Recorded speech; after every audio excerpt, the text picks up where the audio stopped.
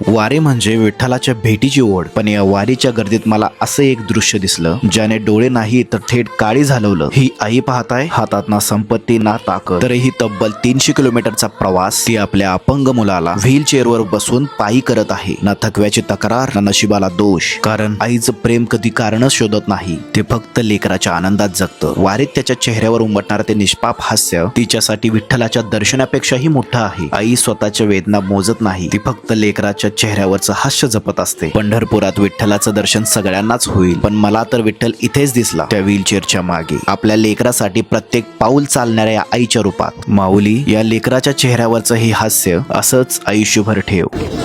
कुठून आलाय तुम्ही? आम्ही साखरवाडीचं. साखरवाडी. हो. काय झालं ना? नाही ते जलमताच अपंग आहे. आपण मग वारीला कसं काय? असंच गाड्या बसून आणलं, त्याला खूप आनंद होतो, हा. त्याच्यामुळे आणलं. माऊलीच्या सोहळ्यात त्याला खूप आनंद होतो. मग त्यासनी आवड आहे याची सोहळ्याची. हो आहे. कधीपासून येतात? दुसरी वारी आहे ही दुसरी वारी त्यांची सुद्धा. हो त्यांची. जशी शेवटपर्यंत तुम्ही ढकलत नाही काय? हो त्याची जर तब्येत बिघडली नाही ना हा. तर अखंड करणार, आणि तब्येत बिघडली तर मग त्याला घरी घेऊन जावं लागणार. जे माणसं चांगली असून सुद्धा वारीला येत नाहीत आणि तुम्ही असं असताना सुद्धा तुम्ही त्यांना घेऊन आलाय, हो. याच्यासारखी मोठी गोष्ट कुठली नाही. त्याला खूप आवड आहे, त्याच्यामुळे त्याला घेऊन आला. त्याला माऊलीच्या सोहळ्यात खूप आनंद येतो. टीव्हीत गाणं लागलं तरी त्याला लय उत्सव वाटतो. अच्छा अच्छा. हो.